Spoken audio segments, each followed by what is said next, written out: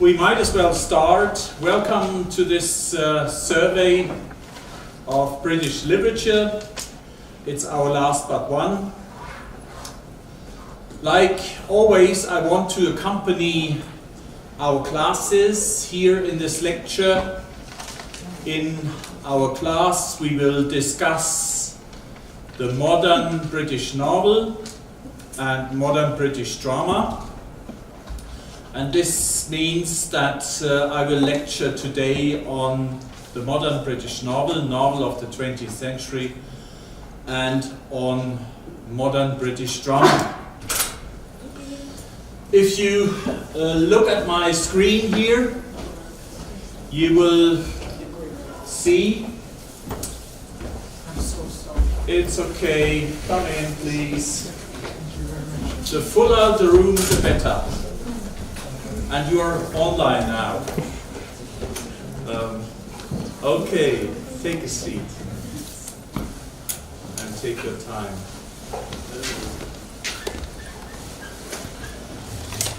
As you can see here on my screen, the British novel of the 50s and 60s are not so creative, not so innovative, I might claim, as the American novel of the same time. So the British novel after 1945 sticks to more conventional forms and contents in comparison to what the American novel does. People have been writing about this, but the Americans seem to have an advantage here. When we talk about the novel of the after-war years, we talk about people such as Kingsley Amis, John Brain, and John Wayne.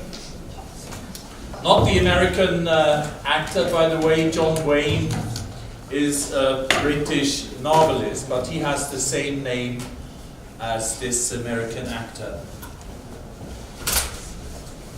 The most important group after 1945, I'm sorry about this change of lecture halls, that might explain your late coming, but I was told that we are in this lecture hall today, so you probably had to seek for a room. The most important group when talking about the after-war novel are the so-called angry young men. They not only write novels, but they also write dramas, as I will explain when I'm talking about drama. What they share is this dissatisfaction with the English welfare state after the war. That is a bit of a surprise, actually, a paradox.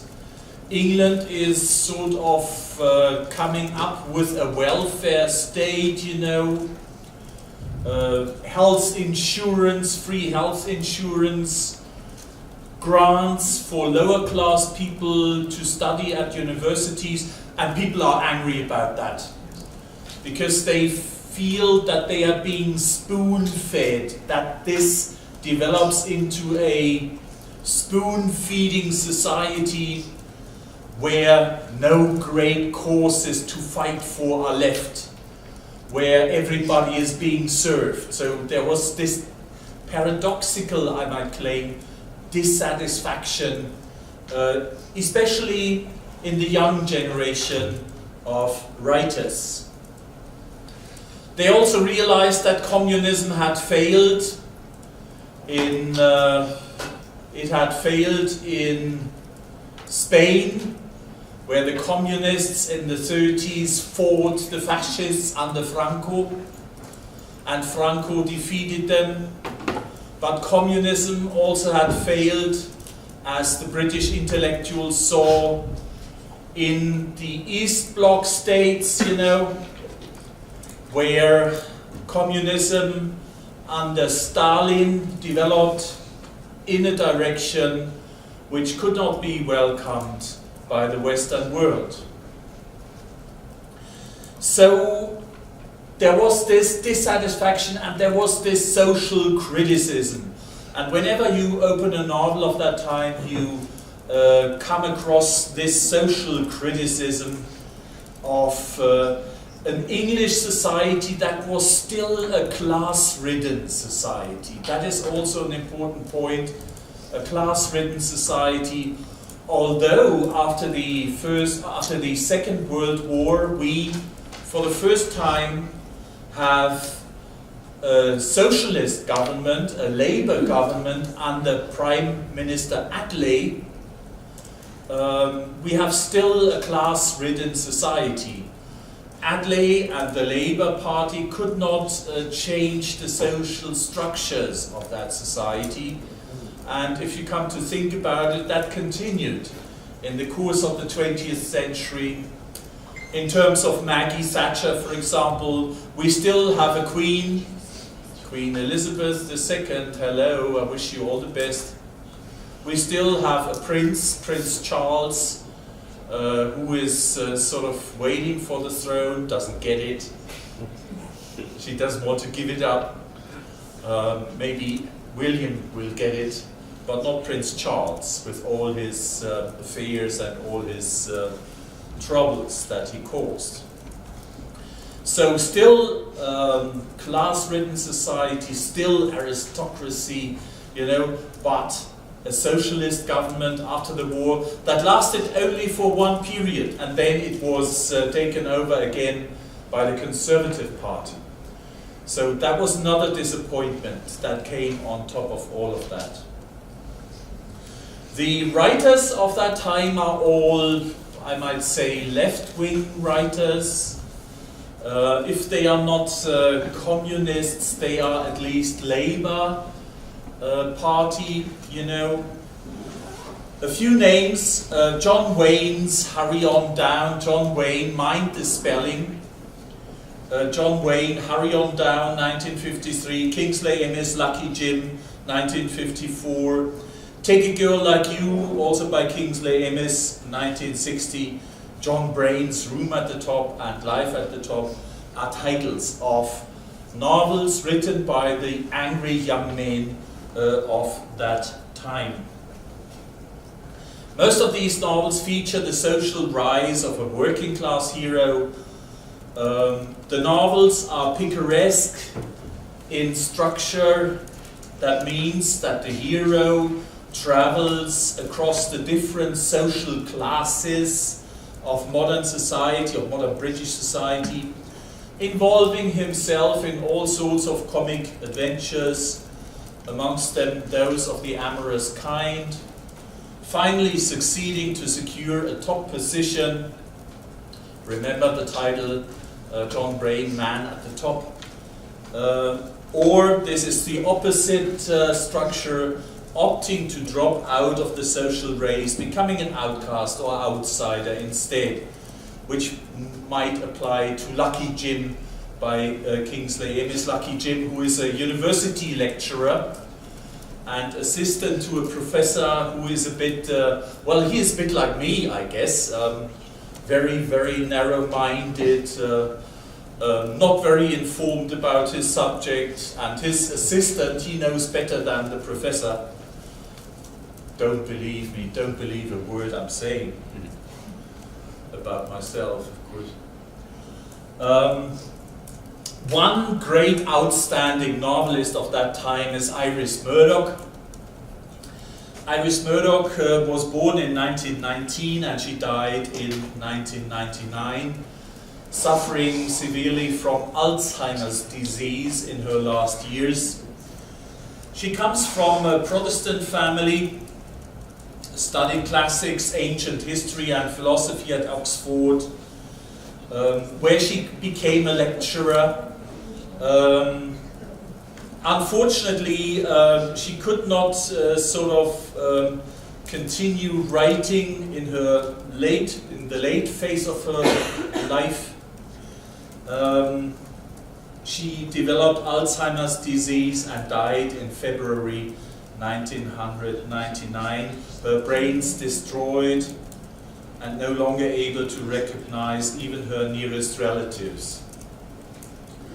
I'm almost crying at this point because my mother is in an old people's home nowadays. She is 95 years old and she has developed Alzheimer's disease.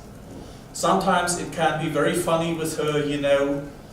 The other day she started flirting with me. She looked at me with that roguish face, you know, and she said to me, "Why haven't we met earlier?" she said to me. And I said, "Ma, that can't be true." She didn't even recognize me at that point, you know. She didn't recognize her son and started flirting. Which is funny, but the laughter freezes in your throat when you experience something like this.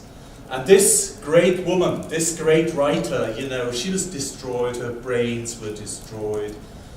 It's awful, you know, what is ahead of some people in their old age. Her most famous novel, Under the Net, 1954. There are other novels. All in all, she has written more than 20, I guess, or even 30. Under the Net is her best novel. It features the hero Jake Donahue and shows him on his crisscross journeys through the 1950s London. He's a picaresque hero. I told you about the inclination of the angry young men to feature picaresque heroes. The picaresque hero has the advantage, if you choose a hero of that kind, it has the advantage that you can sort of let him meet all sorts of people, because he is wandering around through the English classes as well. So you have a hero facing a series of adventures. The principle of contingency or accidentality is important at that point, because this hero seems to be wandering aimlessly without a goal, undirected. As far as the action of this novel is concerned, you might summarize it in the following way. Jake loves Anna, but Anna loves Hugo. Hugo loves Sadie, Anna's sister, but Sadie loves Jake. There you are. You see, nobody seems to be coming together. Everybody is loving the wrong person. The novel also poses the problem of truth. What is true about our reality and what is false? And this question of what is true and what is false is very characteristic of the British novel of the 20th century in general. If you remember what we said about Mrs. Dalloway and the plane that was writing into the sky, you know, everybody saw something else in these letters. Everybody read the letters differently. So what is the truth about this sort of writing? And of course this episode from Mrs. Dalloway has a meta-fictional sort of quality insofar as it points the attention of 20th century readers to the fact that truth is no longer objectively to be had, to be possessed. Truth is equal to subjective interpretation. This is what the people in Mrs. Dalloway do. And this is why the authors, all the authors I'm talking about, 20th century writers, why they choose a subjective perspective, a third-person perspective. Because reality is no longer presenting itself in objective terms, but reality has become a matter of subjective interpretation. And what about the truth, I said wildly, what about the search for God? What more do you want, said Hugo, that's one of the characters in the novel. God is a task, God is a detail. It all lies close to your hand. God a task, God a detail. The moderns had talked about the disappearance of God. Remember what Hillis Miller said about this, about Götterdämmerung in German, you know, the darkness of the heavens. And of course the modern novel no longer believes in God in this Orthodox Christian sense, unless it is a Christian novel, of course, but has posed the question of God's existence as such, as we shall see when we come to William Goldin. In this novel, Under the Net, we get insights into the characters' motives, but they are fleeting and treacherous. We only get surfaces or masks of reality. We don't get inside of reality. The truth in this novel, as the title claims, lies under the net. A net of propositions, of concepts, of theories, which hide the truth more than revealing it. That's the point, you know. We come up with all sorts of theories and philosophies and so on and so on. And this is a thick coat that is laid upon reality, but this coat of conceptions, of guesses, of estimations, of philosophies, of theories just hides the truth instead of revealing it to us. People talk past each other, and that is something that we later on meet in the theatre of the absurd, when we deal with the plays of Samuel Beckett or Harold Pinter. People do not talk to each other, but they talk past each other, they miss each other's meaning. It does not come as a surprise then that the highest form of art for Iris Murdoch is the pantomime. The pantomime which goes without words. Because the pantomime does not have words to hide the truth. But the pantomime might be the only art form left that is able to show the truth. For Jake, the search of the truth is finally also a search for himself, for his identity as a writer, which he has not yet found. Considering that this novel is Iris Murdoch's first novel, we have to realize that she is also writing about herself in form of Jake Donahue, the protagonist, because Iris Murdoch herself is still in search of becoming a writer herself, like Jake Donahue is becoming a writer in the novel. Now, I do not want to talk about the biography of William Goldin, because we shall hear a lot about this in the classes. I just want to turn to this novelist because he is an outstanding figure in the 20th century novel. His novels were translated all over the world in all the different languages imaginable. Especially his novel Lord of the Flies was the novel that was translated most, I think, in all the different languages of the world. Goldin has also written other novels about which I can't say anything. The Inheritors, it's about the meeting of the Cro-Magnon men with the Neanderthal men. You know, Cro-Magnon, the next stage in the development of mankind, meeting the older men, so to speak. Pincher Martin, I mentioned this novel repeatedly in my classes, a novel about a guy who is drowning at the beginning, but dreams that he rescues himself on a rock in the ocean. At the end, his boots are swept on the shore, and we, as readers, after 100 long pages, realize that this guy is dead at the beginning of the novel, when we started to read it, you know. So that is something of a surprise, which hits the reader at the end.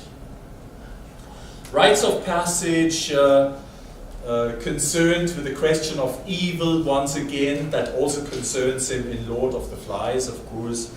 Papermen are writers, papermen, writers, men of letters, so that's a novel with an autobiographical touch.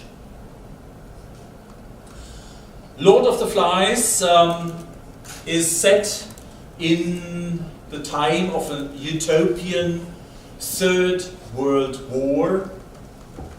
So this is a science fiction element in the novel, science fiction being very popular nowadays.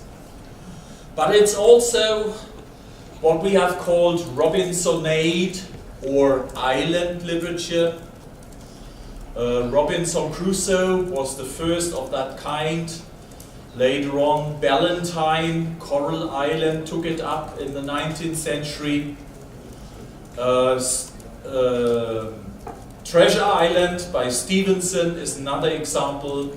And if you look for more recent titles, you would come across John Maxwell Coetzee, the South African writer's Foe, a rewriting of Defoe's Robinson Crusoe. Foe, of course, also means the enemy. That's a double meaning of the title, because in that novel, Foe, a rewriting of Robinson Crusoe, Susan Barton, the narrator, the first-person narrator of the novel, claims to have been together with Robinson on that island. Only Defoe, the writer, has written her out of this book, she claims. So that's a bit of feminism here. Susan Barton inserts herself a posteriori into a well-known story, the well-known story of Robinson Crusoe. She also claims to have been his mate, to have been his lover. Just Robinson deserted her, left her on the island, and now she stands on the doorstep of Daniel Defoe and complains about this. Very, very queer situation. A very funny novel, by the way, but very deep at one and the same time.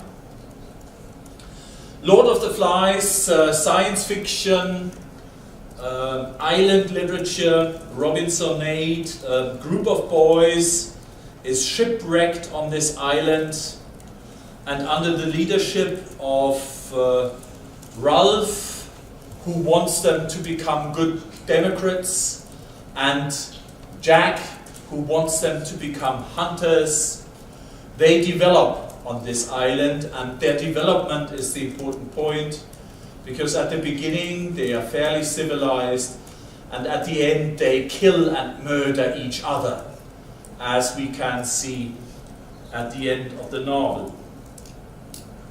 Simon is killed, Jack Hunter's raid, the boys can, Piggy's glasses are stolen, Piggy is smashed by a rock, and in the time before, the hunters revere a sow's head that is pinned on a pole on top of a stick, which is the central symbol of the novel. They have become savages again, and their religion is no longer the Christian one, but they are adoring idols, in this case the Lord of the Flies.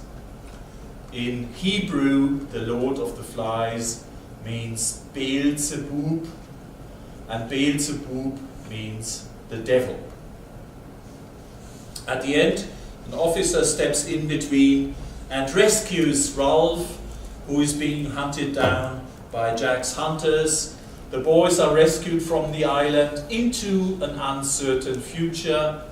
We don't know what's going to happen, because there is this World War III in the background, and the world might well be on the brink of destroying itself. So the rescue of the boys has an ironic note. Why should you rescue the boys if they are just destroyed in this world war? Lord of the Flies is a modern Robinsonade, 20th century Robinsonade, Golding's bitter and pessimistic answer to Ballantyne's Coral Island. Coral Island was full of Victorian optimism, British Empire at the height of its power, and Ballantyne proposing this spirit of muscular Christianity, which formed the basis of the British colonial undertaking. Golding has a different, more pessimistic position. In Golding's novel, we find out that the devil is inside the white man and that it easily comes out. It just needs the chance to escape from the innermost soul in which it is hidden.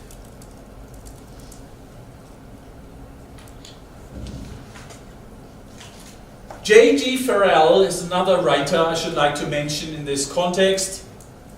As you know, the British Empire crumbled in the course of the 20th century. The turn of the century shows Great Britain at the height of its power, the empire and the Commonwealth still intact, and then one after the other colony was sort of opting out.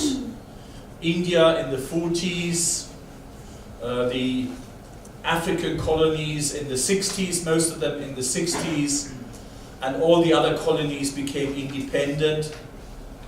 Remains it to be said that, of course, England lost America before, in the 18th century.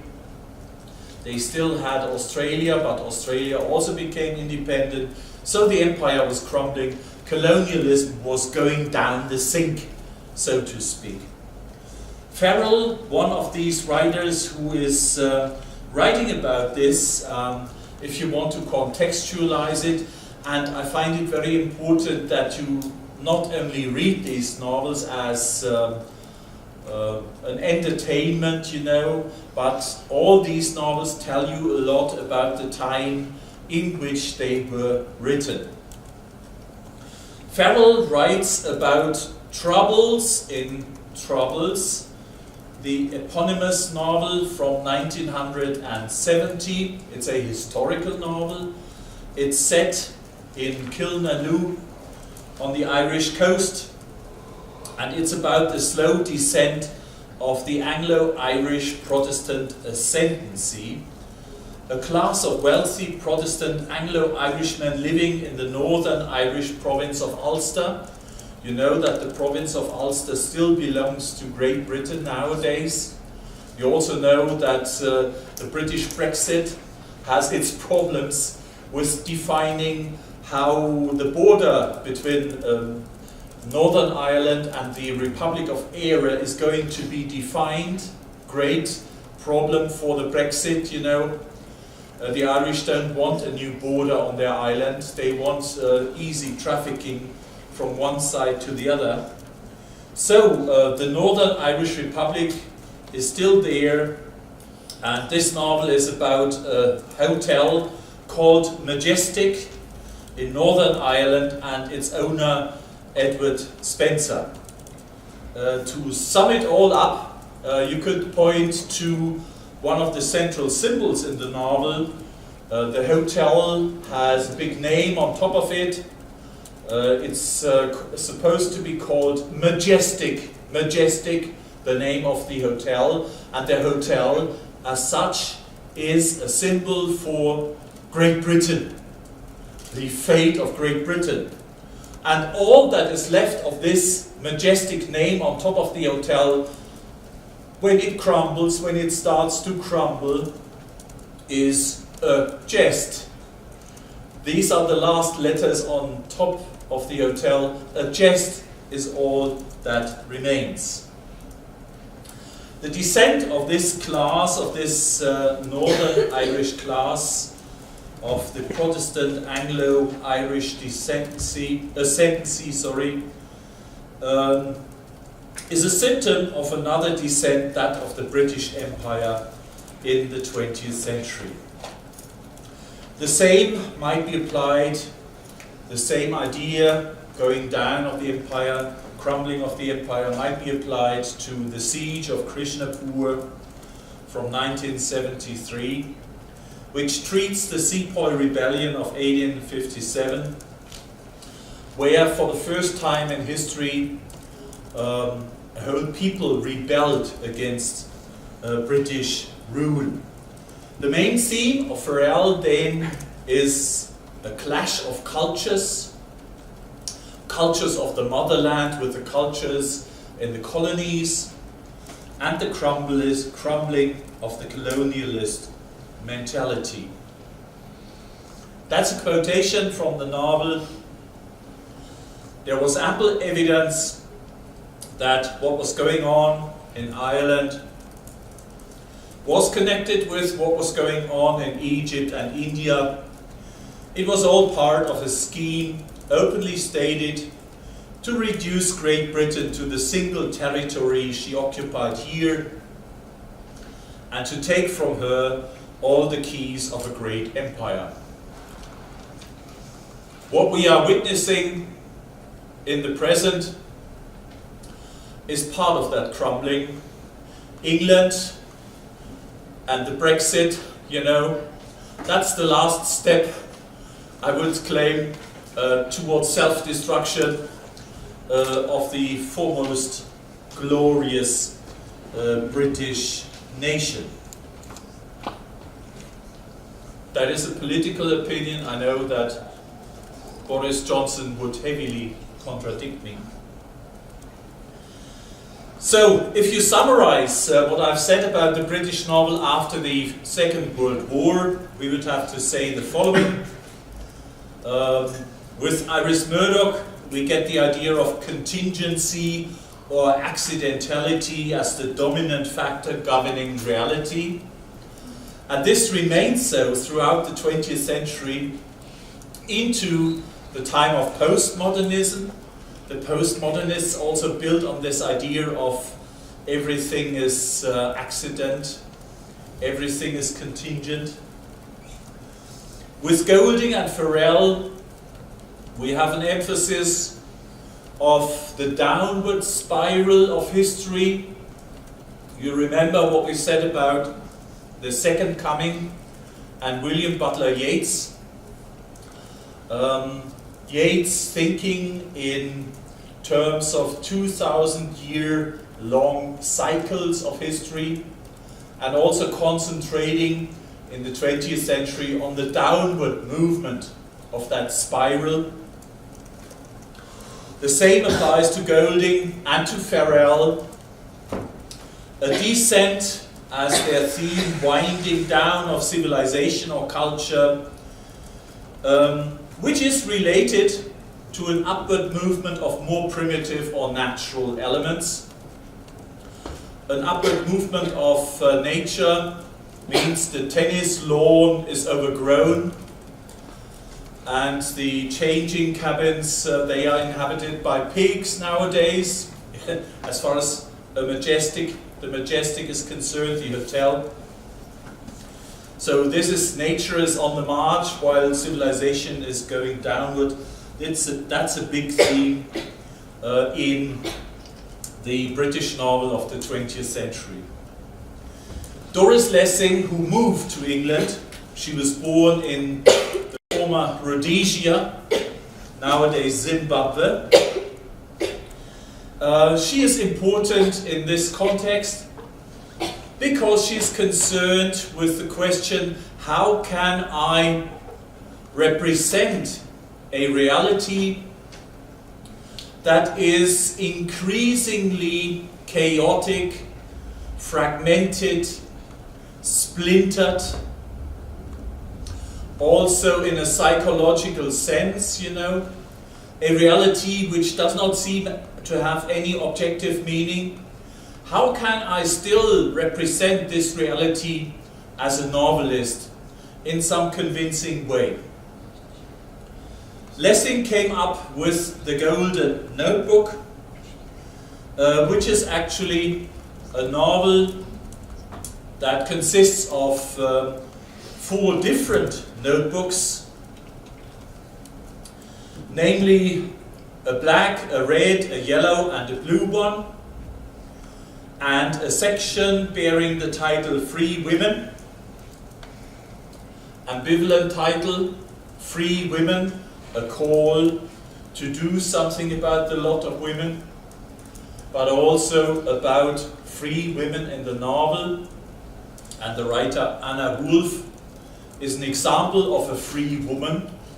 She cuts herself loose from all the conventions of a male, patriarchic society and tries to come into her own.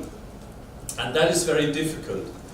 She tries to come into her own, but she has to live in this oppressive, patriarchic society, you know. And the time we are talking about is the 60s. So that is very early for feminism. But this is where the first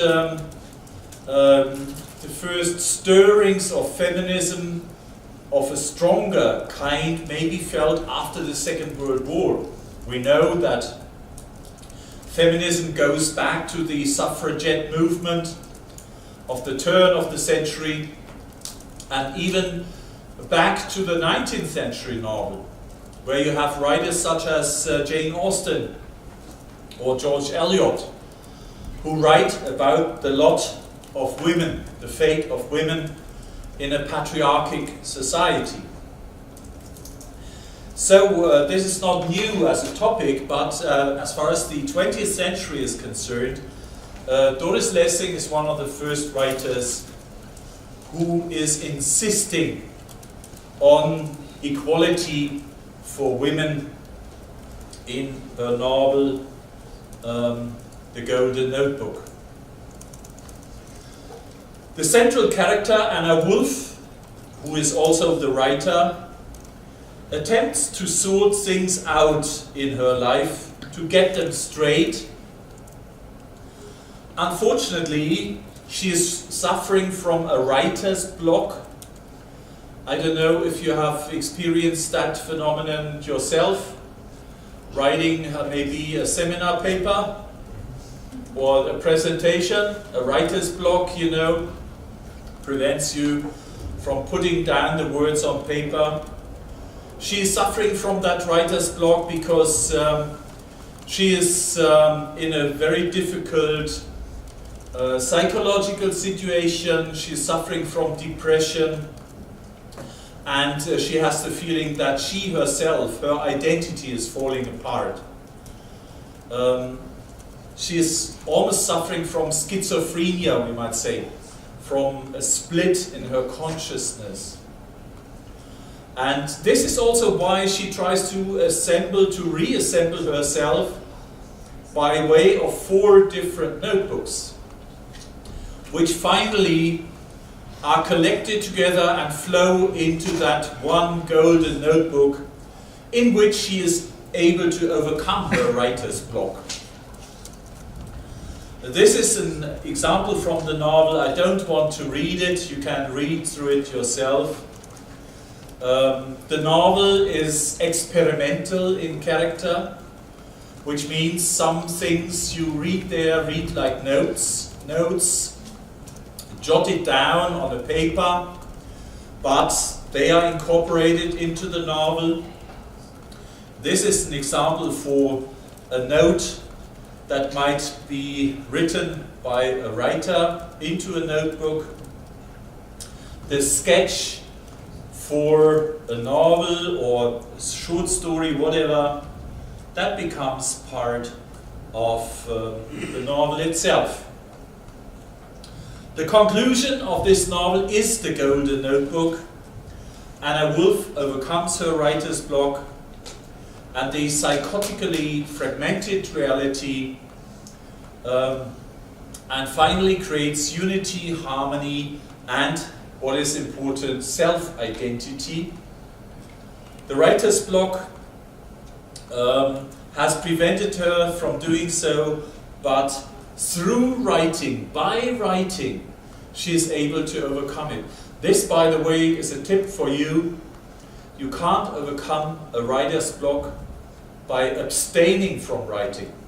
You have to get through that needle ear. You have to get through that tunnel, in order to come out the other side. So if you ever experience a writer's block, hard luck, you have to get through that. Don't abstain from writing.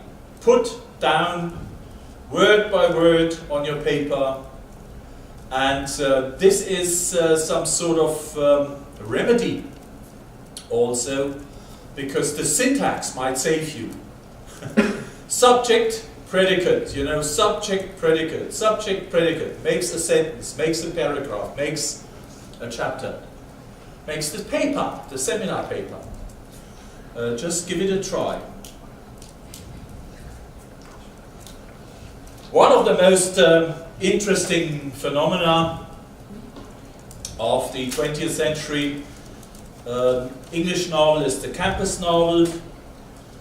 I have put on my screen an example by a colleague, David Lodge. David Lodge is, or was rather, a university professor at the University of Birmingham, by the way. And he writes about university life. The university life of the professors, the university life of the students, of the professors' wives, of the conferences professors go to, and so on and so on. So if you want to get an insider view of university and professorial life, you can turn to David Lodge. In Changing Places, two university professors change their places, their positions. One goes from the University of Rummage, that is actually Birmingham, or Birmingham as the English say, to the University of, what is it called? Euphoria. And behind the University of Euphoria, you detect the University of Berkeley in California. Euphoria, Berkeley, California. Well, if I want to change place with somebody, I would love to go from Birmingham to Euphoria. And not vice versa, not the other way around. Not from Berkeley to Birmingham. Because Berkeley is much nicer as far as the campus is concerned. Birmingham is one of those red brick universities we talked about. You see a picture of the University of Birmingham at the bottom, in the middle of my screen, and you see it's built from red brick with a tower in the middle, but built from red brick, and it looks a bit like a factory. Might look like the Škoda factory here in the Czech Republic, or something similar. But the universities in the 19th century, I told you, were built exactly in that style of factories, and this is why they are called red brick universities. They did not have, or they did not build with sandstone, like Oxford and Cambridge. They built with red brick in a more modest fashion. They built these universities, remember, in the big industrial towns in the north, especially Newcastle, Liverpool, Manchester, Preston, Hull, and so on and so on. They built these universities because the established universities, Oxford, Cambridge, Oxbridge, were not catering for the needs of the Industrial Revolution. They needed engineers to build ships and railways, but Oxbridge turned out students versed in Latin and Greek, in the humanities, you see. And you can't build a ship by knowing about Homer. Unfortunately, I know I'm sawing on the branch I'm sitting. because I'm not an engineer teaching you natural sciences, but the humanities. But what I can show to you is that the humanities are also useful, because they provide you with that background knowledge which you have to have about a culture, such as the British one.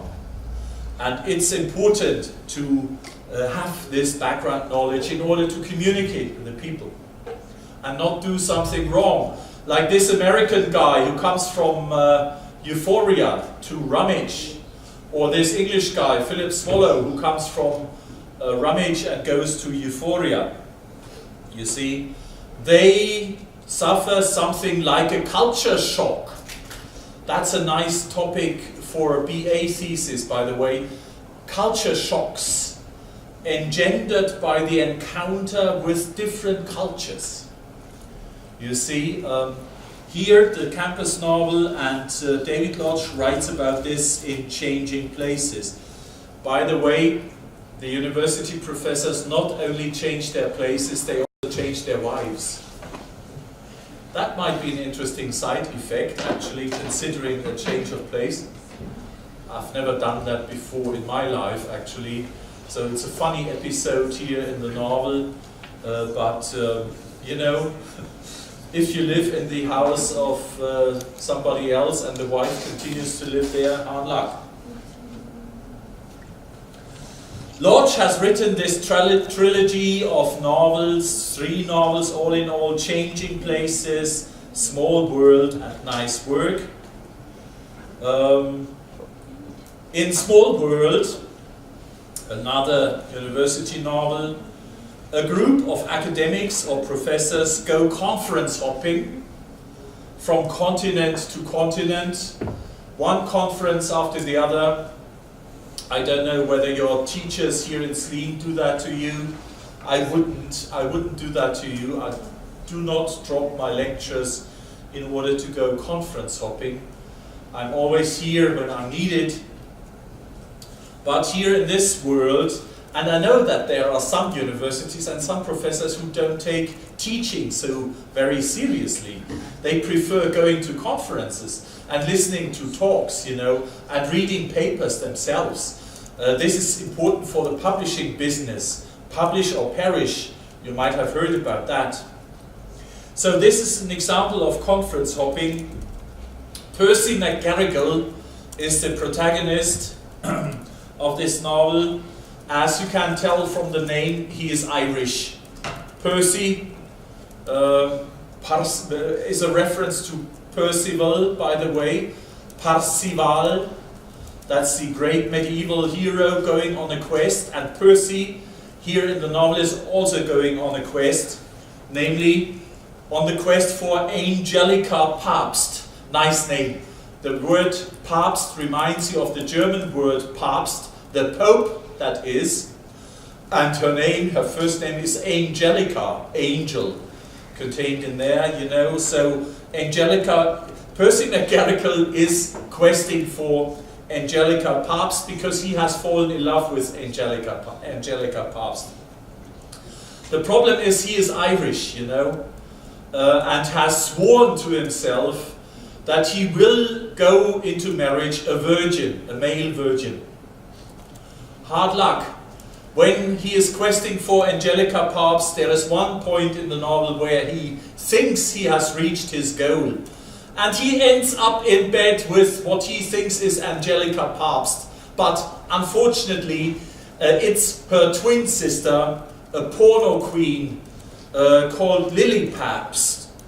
Lily Papst.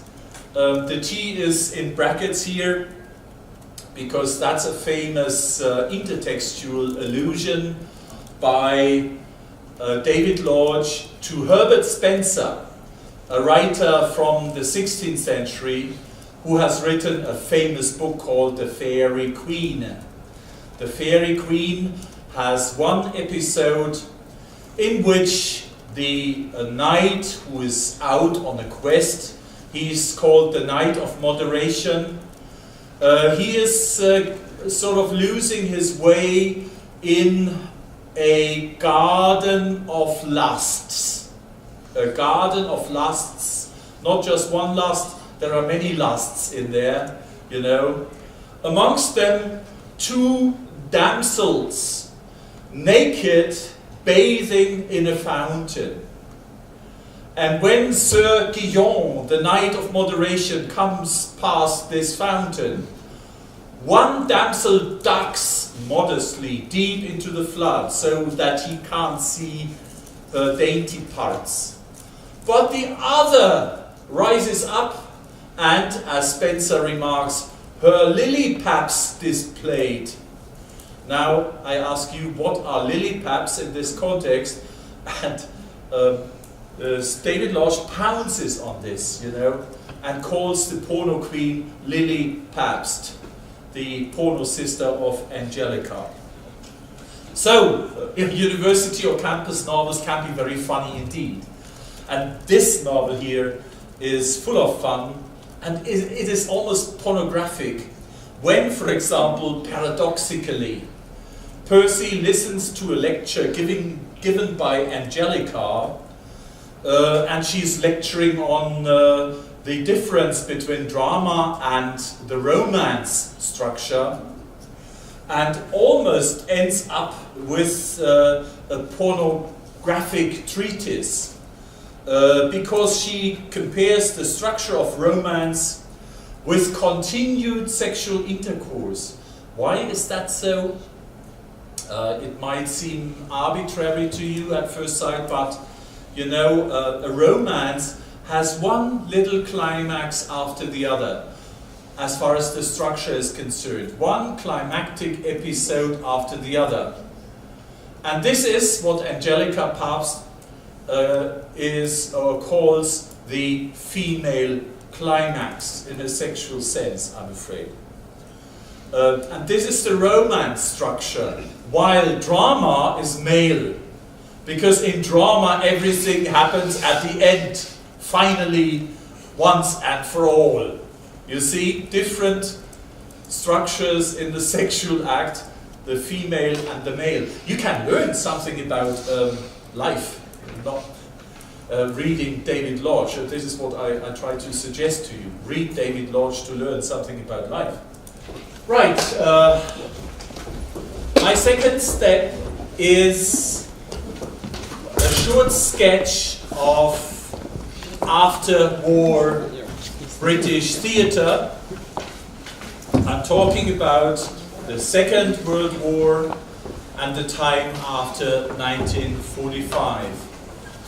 Which means I have skipped the beginnings of British drama with George Bernard Shaw and people such as John Millington Synge and Sean O'Casey at the turn of the 19th to the 20th century. I have skipped this phase, but you can read it up on the teaching platform. There is a lecture on the beginnings of British drama. I will set in after the war, and I want to say a few words about the British theatre scene in general. What you see here on my screen is an illustration of what commercial theatre is like. This is something, when you talk about theatre, you should differentiate between commercial theatre on the one hand and the kind of theatre we are concerned with as scholars of literature on the other hand. But of course commercial theatre is also a phenomenon that can be studied on its own. When I talk about commercial theatre, I talk about the London West End. Why doesn't it move forward? Now we have a new screen. We should also have... Okay. So, this is fine. It's working now. The theatre scene in London, on the one hand, and the theatre scene in the province, that's the rest of England, on the other hand, is also a distinction that should be made. So commercial and serious theatre, and London and provincial theatre. London's theatre scene shows three different types. First is the commercial theatre of the London West End. There are about 40 theatres in London that show things such as The Mousetrap, Agatha Christie's famous detective play, so-called Long Run. It started sometime after the war in the 50s, and it's still shown in London day by day, 8 times a week, which means 2 times on Sunday. Agatha Christie, The Mousetrap, and a theatre was built for this play alone. So the play is housed in the theatre. They have moved, yes, but the play is still on a so-called long run, which means it runs as long as it brings benefits, financial benefits to the owners. The commercial theatre is supposed to make money. Other things that are shown in the commercial theatre are musicals such as Hair from 1968. That was a shocking musical for the British establishment. People were running around in long hair. Time of the Beatles, you know. I had long hair at that time. I was known in my village, I was known as the Oberndorf Beetle, actually. They called me the Oberndorf Beetle, because I had hair up to my shoulders, down on my shoulders. Oh, Calcutta, 1970, also a scandal because it shocked people because of the nakedness they put on the stage. All the little girls and boys running around naked on the stage, very shocking indeed for the British establishment. Godspell, Jesus Christ Superstar, less shocking. I saw that in London in one of the West End, Shaftesbury Avenue, one of the Shaftesbury Avenue theatres in 1972, by the way. I saw it with an English friend. Cats, Miss Saigon, The Beauty and the Beast, and you have many more titles of commercial musicals in the present. So this is the commercial theatre. Either plays that sell well, like Agatha Christie's The Mousetrap, or musicals that sell well. Whole theatres are built for these musicals. And they are played day by day as long as they earn money. If they don't earn any money any longer, they are cast off. How can they be played day after day and still fill the theatres? Well, there is a hell of a lot of tourists coming to London every day, you know, and the tourists, one of their entertainment is they go to the theatres, they look at the musicals, or they go to see Agatha Christie, The Mousetrap. And the tourist crowds, they change, of course. Always new people coming there. And this is how they can show a play or a musical for years and years and years. On the other hand, in contrast to the commercial theatre, you have the grade 4 subsidized stages. Nowadays there are only 3 grade subsidized stages because the Mermaid Theatre has stopped to be a theatre and has been turned into a convention centre where you can hold conferences. The 3 grade subsidized theatres are the English Stage Company, the National Theatre, and the Royal Shakespeare Company. Royal Shakespeare Company plays in 2 different stages. One is London, the Barbican Arts Centre, and one is Stratford-on-Avon, Shakespeare's birthplace. I have put some subsidized theatres on my screen. On the left you see the Royal Court. That's the English Stage Company. Stage Company, the company of players that plays in the Royal Court Theatre. In the middle of my screen you have the Barbican Centre. That is the stage where the Royal Shakespeare Company is staging their plays. The Mermaid on the right has dropped out, turned into a convention center, and at the bottom of my screen you have a night shot of the National Theatre. That's the biggest theatre complex in London, because it consists actually of 3 different theatres, as you will see in a moment. These great theatres are subsidized by the Arts Council, a government institution for the encouragement of the arts. I remember that when Maggie Thatcher came into power in the 80s, first thing she did was cutting the subsidies of these theatres, because they didn't want to waste her money, her precious money on the arts and the humanities. She thought that this was not important, you know, so she cut the subsidies for the Arts Council. The English Stage Company is sometimes called a playwrights theatre, playing at the Royal Court and the theatre upstairs. That's a little theatre in the Royal Court building. Playwrights theatre means that the Royal Court has brought out many young and promising playwrights who later became established in the British theatre scene. John Osborne, for example, Arnold Wesker, for example, John Arden, for example, they all came from the Royal Court. The National Theatre Company is called an actors' theatre. It consists of the Olivier Theatre, which has 1,160 seats. How many seats have we got here? Maybe 108. 10 times as big as this hall here.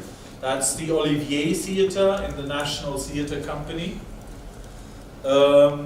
The Littleton, 890 seats, and the Cotslow, 400 seats. The first 2 theatre directors of the National Theatre that began playing at the beginning of the 70s in the last century were Lord Olivier. One of the big theatre rooms, theatre halls, bears his name, and Peter Hall. Peter Hall is a famous name in the British theatre scene. Lord Olivier began his career on the stage as an actor. He started off as an actor, became famous, he became Knight of the British Empire. All the famous writers become, and theatre directors become Knights of the British Empire, or Dames of the British Empire. And later on took over the National Theatre as a whole. Peter Hall was theatre director for the Shakespeare Company and then changed to the National Theatre. So the big names, they are sort of hopping, theatre hopping from one to the other and back. It's called an actors' theatre because it has brought out many famous actors, such as Lord Olivier, for example. National Theatre. The Royal Shakespeare Company is called a directors' theatre.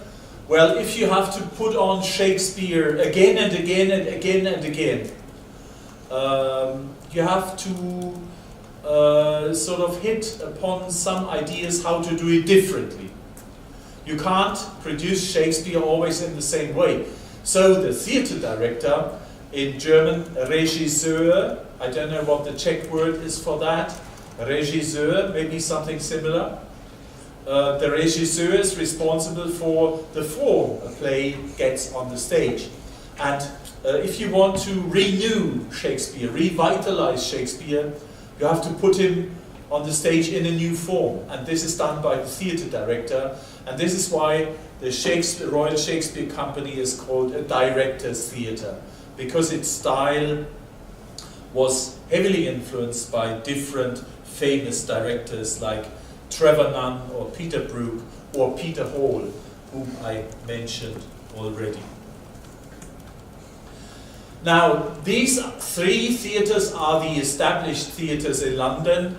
What else do you get? Well, you might stumble into a pub and have a pint of brown ale, for example, Newcastle brown ale, a lovely beer that is, indeed. I'm off alcohol because, for health reasons, so I can sort of talk about this. That's my only consolation, to talk about beer drinking. Oh God, and good time it was when I could still, I spent 1 year in Newcastle on Tyne, so I know what I'm saying. They had award for Newcastle Brown Ale disease in the hospital in Newcastle, you know, extra for those Newcastle Brown Ale addicts. Award for these people who could not get off this brown ale. I could manage to go home after 1 year actually, but they couldn't keep their hands off brown ale. The fringe, that is another phenomenon of the London theatre scene. Fringe are all the little theatres in the pubs I talked about, or in church halls. They set their plays in church halls. Very low ceilings at times. We played badminton in church halls. That was interesting. You can't hit the shuttle properly because the ceiling is so low. You can play theatre in there as well. It's a theatre which is not established so far, but it's like the yeast from which new ideas are born, and new players and new playwrights arise. And that is its role in the British theatre scene, the fringe as the yeast that makes the bread go up and form like a lovely brown loaf.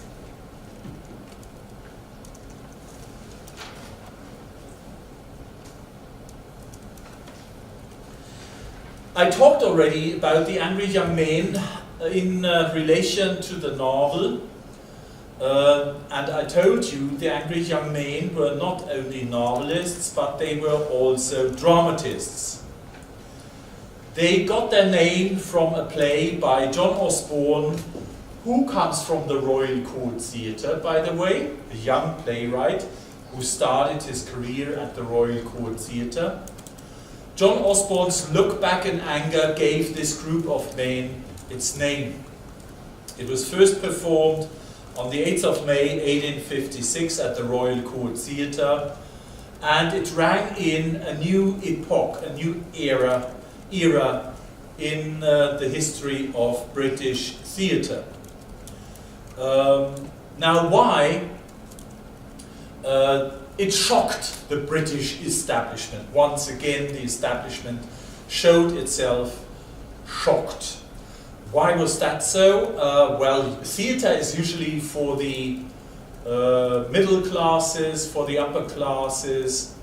It's not for the working class. The working class has more important things to do. They don't go into a theatre. So this is the idea. So the theatre is a middle class institution, upper class institution if you like. And the kind of language that you meet in Look Back in Anger is lower class language. It's full of four-letter words, and you can imagine that the British establishment was shocked to hear four-letter words in one of their holy theatre temples. And one theatre critic said, when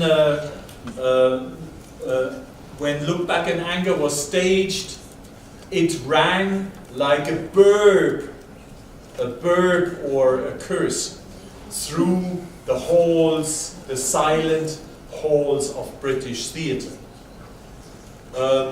Language taken from reality, everyday language, four-letter words, a mass. The young men, the angry young men, hated the British establishment, like the novelists, by the way, same phenomenon after the Second World War. And they hated their position in a welfare society, in a welfare state, which was spoon-feeding them, giving them enough to eat, you know, but they hated the hand that fed them. No great causes left to fight for. That was the slogan of the day. Most of them came from the lower working class or lower middle class. They had this background, but they were well educated because most of them were sent to university by grants, by government grants, you know. This is what I mean, they bit the hand that was feeding them, actually. But that was this phenomenon, you know. This critique of the establishment, this bitter social criticism, is a general trademark of British theatre in the 20th century. British theatre of the 20th century is very, very critical indeed as far as society is concerned, class society is concerned, the closed society is concerned. I called it the closed society in one of my suggestions for topics, because this kind of society, the dramatists had the impression, could not be changed for the better. It could not be changed. It was sort of petrified in its structures. The dominating upper middle class and aristocracy was holding everything in place, you know. You could not blow the hat off that structure. You could not sort of achieve a better, a socially more just society where also the lower classes earn enough money. It was not possible. And so they talk about the closed society. They rebel against the closed society, sometimes a very senseless rebellion, as we find out. John Osborne lived from 1929 to 1994. He has also written other successful plays, but the play with which he is remembered is certainly Look Back in Anger. It is influenced by the realistic and naturalist dramas of Shaw, George Bernard Shaw at the beginning of the century, and the Norwegian playwright Henrik Ibsen. It has a rather bleak setting and plot. And at the center of this play is a couple, a married couple, so we are also dealing with a marriage drama in the style of Henrik Ibsen. Ibsen had written Hedda Gabler or Nora, A Doll's House, you know, two famous plays you might have heard about or even seen on stage. Alison and Jimmy at the center of this play, and Jimmy keeps pecking down on Alison, you know. He does not leave her in peace for reasons which do not become quite clear. He turns out to be a women hater. He says, I would be very glad if in case you were pregnant, if you would lose your baby. That's very hard to say to one's wife, isn't it? But he cannot stand the idea of life going on by propagation, by having offspring. So this is the idea behind his rebellion against Alison. And Alison does get pregnant and she does lose her baby, actually, tragically in this play. The play might seem fairly conventional to us nowadays, but for the time, the 50s of the 20th century, it was very modern indeed. What is new is the contemporary language and the contemporary radical social criticism, which was doubting the achievements of the welfare state after the war. And when I look to the interwar years, that's the 30s in Great Britain, the 20s and the 30s, what you get is verse drama. What you get is T.S. Eliot writing plays like Murder in the Cathedral, written in verse. You see T.S. Eliot, Christopher Isherwood, W.H. Auden, all these people, they were writing plays in verse. And you can't curse in verse, can you? You could try, give it a try. It might be an interesting effect, you know, curse in verse. But usually one doesn't. So the language was completely new, and this is an example for that new language. Why do we let these women bleed us to death? Jimmy is a bit of a patriarch, isn't he? A masochist also, maybe even a bit of a fascist.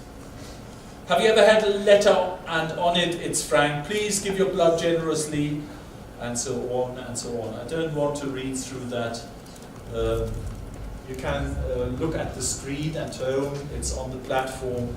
Have a look at the material on the platform. It's important for you to understand the context of it. The radical point of view and the dramatic form of look back in anger, and this is historically important, looks forward to the theatre of the absurd. That's a form of theatre I will be talking about in a minute. Osborne's work, and this also fits into this context, has been called a theatre of emptiness. And this is actually what we feel. We feel, what the hell is Jimmy raving about? And why does he go on and on? What does he want? Where is his value system? We don't know. We can't find out. He's just dissatisfied. He is discontent with what he has.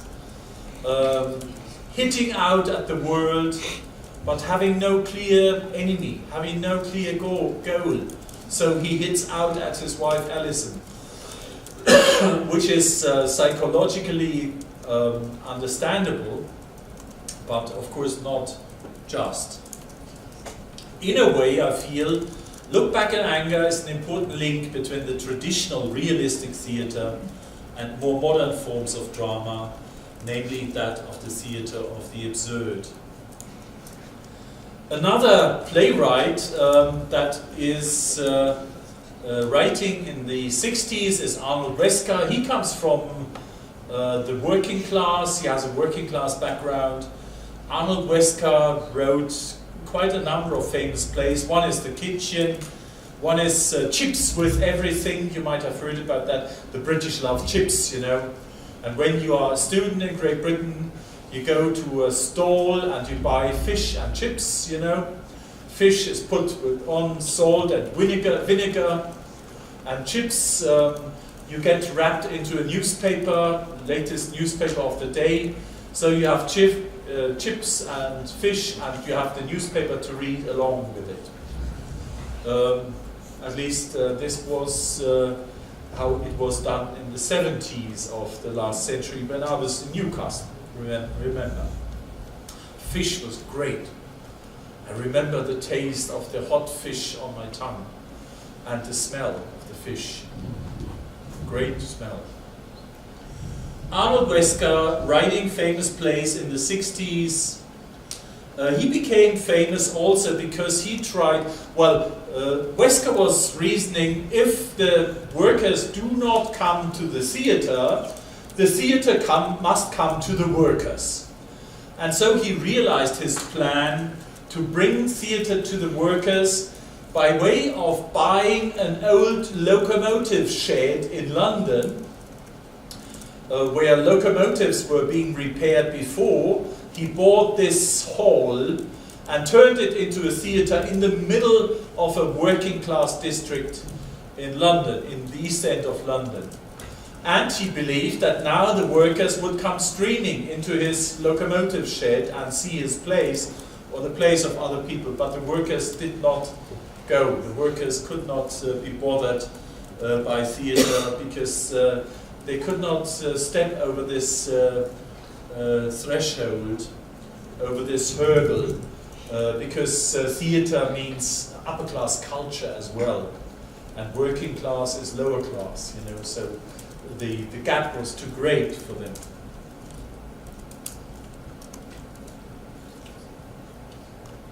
John Arden is a Marxist. He also comes from the royal court. His most famous play is Sergeant Musgrave's Dance. it is actually a reckoning with the British colonial past, what the British did in the colonies in terms of war and killings of natives and so on and so on. Sergeant Musgrave is a soldier coming from the colonies with his men to a miner's village in the north of England, and here he is giving something like a performance to the villagers by pointing a machine gun at them, threatening them to shoot everybody who is going to leave the place right now. So he's pointing this gun on the swivel at the audience, because he is indicting every Englishman to be guilty for what happened in the colonies. You see, he is a communist as far as his attitude is concerned, a Marxist, and he looks at the world from a Marxist point of view. The play is relatively devoid of action. What is important is that Arden combines lyrical, picturesque, ghostly, ritualistic and musical elements with a complex color symbolism. Red, white, black are the dominant colors on the stage, you know. You can imagine that this is very effectful. He also brings a skeleton on the stage in a box. A skeleton is lying in a box on the stage, and the skeleton is then hoisted together with the Union Jack, the English national flag. You know, the skeleton is going up out of this box, and it's hoisted on the stage as some sort of shocking effect which he wants to achieve, to tell the British, this is your national flag, the skeletons of the many people you have killed with your colonial armies.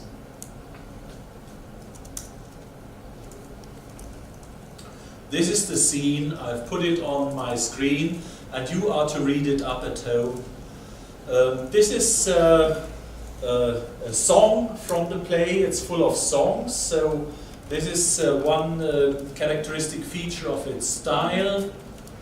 You see white and red are mentioned as colors, and this is where he has pointed the machine gun at the audience and forces the audience to realize what the British nation has done in the past, what sort of guilt it has laden upon itself. Socially critical drama is a characteristic feature of all of the plays you get in the 20th century and beginning of the 21st century. A different phenomenon is the so-called theatre of the absurd. The name was given to it by Martin Zlín, who wrote a book called The Theatre of the Absurd, thick book on modern British theatre. And Martin Zlín came up with the name Theatre of the Absurd. As I have told you already, you might call John Osborne's Look Back of Anger an absurd play, because it's so empty of meaning. And this is a characteristic feature of the theatre of the absurd. It's empty of meaning. You can't pin down anything. Nothing is certain any longer, as Vladimir or Estragon, one of the characters from Beckett's Waiting for Godot, says. Nothing is certain any longer. Where did we come from? Where did we go to? That's from Tom Stoppard's Rosencrantz and Guildenstern are dead. You can't answer these questions. The directions become uncertain. The time becomes uncertain. You yourself become uncertain about your identity. You don't know who you are, like the Alzheimer people. They don't remember who they are. They don't even remember their birthday and their name. The plays of Beckett are usually put on an empty stage. Just a few stage requisites are there. As you can see on my screen, on the left you have people covered with sacks, you know, sitting inside sacks and talking. On the right of my screen you see a scene from Waiting for Godot, a moon-like barren landscape. These are the landscapes of Samuel Beckett. Homelessness, rootlessness, the loss of belief in God and in the meaning of life, this is characteristic of the theater of Samuel Beckett.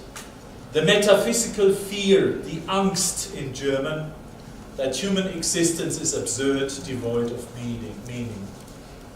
UNESCO has come up with the following definition of the absurd: that which is devoid of purpose, cut off from his religious, metaphysical and transcendental roots. Man is lost, all his actions become senseless, absurd, meaningless, useless. I have talked about, with regard to modernism, I've talked about Joseph Conrad and the idea of entropy, the sun going out, disappearing, becoming cold, first blowing up and then shrinking. And this feeling of senselessness that is engendered by these ideas. The disappearance of God has to be mentioned in the same context. Waiting for Godot is also waiting for God, who does not appear, who does not come. But people start waiting for him the next day, and the next day after, and the next day after, and so on and so on. Meaningless.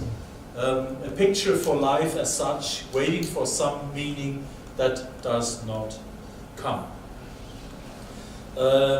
Martin Esslin, in his book The Theatre of the Absurd, also quotes Camus, the famous French philosopher and writer, from the myth of Sisyphus.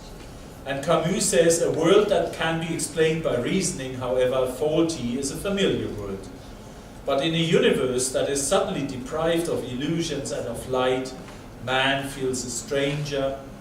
His is an irremediable exile, because he is deprived of memories of a lost homeland as much as he lacks the hope of a promised land to come. This divorce between man and his life, the actor and his setting, truly constitutes the feeling of absurdity. People have no perspective towards the future. People have lost the memory of what happened in the past. This is a good description of Samuel Beckett's characters. Beckett, standing for this label, theatre of the absurd. There are other European playwrights. Ionesco is one of them, but Adamov, another one. Harold Pinter, a fourth one. These are names that can be summarized by the theatre of the absurd. In the case of Harold Pinter, however, we have to be careful, because Pinter is an absurd dramatist only as his early plays are concerned. Later on he becomes more and more political. And in the play we are going to read in class tonight and tomorrow, One for the Road, we find that Pinter is very political indeed. He comes up with a portrait of the upper class, the posh British society, the high and the mighty, the beautiful and the moneyed, and around this party room, a revolution, social unrest seems to be going, what I have called Apocalypse Now. That was no reference to the film Apocalypse Now, which is a film about Vietnam and the Vietnam War, based on, by the way, Golding's Lord of the Flies. So Apocalypse Now is based on Lord of the Flies, but Party Time has nothing to do with that. But you have the feeling that England, is facing the brink of an abyss by what is going on around this party room. Helicopters, heavy lorries, seems to be a war coming. So Samuel Beckett, you have a few pictures here. You see his stages. The picture on the left side is from Endgame. Endgame. The title is betraying or giving away its meaning. It's some sort of endgame. It's taken from the chess play. You know, the end game is what you get in chess, but the end game also has a metaphorical meaning in the sense of the end of humanity is near.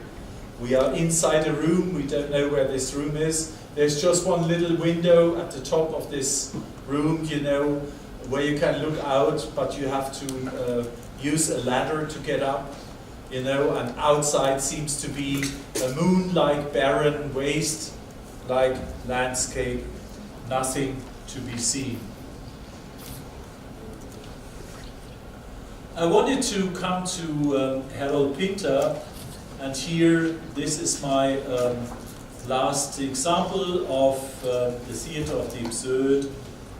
I told you already that Harold Pinter is an absurd dramatist only in the first half of his career.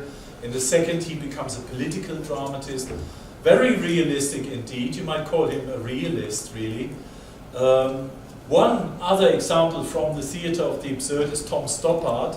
I don't know if you happen to know that Tom Stoppard was born in Zlín. Yes. Tom Stoppard was called Tomas Straußler. And he was the son of Mr. Straußler, who was a doctor working for the Bata shoe company. Bata shoes, rings a bell. Factories outside, yes. And when Hitler invaded Czechoslovakia in 1939 or 8, I'm not quite sure, one of these years. When he invaded Czechoslovakia, the Straußler family fled to Singapore, where another factory of Thomas Bata was situated. And Straußler continued to work for Bata shoes. Later he died. His mother, Stoppard's mother, married again a guy called Stoppard. Stoppard got his education in England at an English public school. He learned English as a second language and afterwards wrote beautiful plays, you know. So he is a born Czech. He is born in Zlín, and you should read, if you want to single out one of his plays, read Jumpers by Tom Stoppard. It's full of black comedy and black humor, and I really promise you a treat there. Okay, I didn't have enough time to go through the history of British theatre at length. I hope I have mentioned a few important features which you should keep in mind to sort of put One for the Road into context. The context of the 80s, that is. The play was for the first time staged in 1990, but it was written during the second half of the 80s, the age of Maggie Thatcher, by the way. Closed society and structural violence because of the laws being passed. We shall talk about this in the class that comes up next at 18 hours. Thank you very much for your attendance. See you all in 2 weeks' time.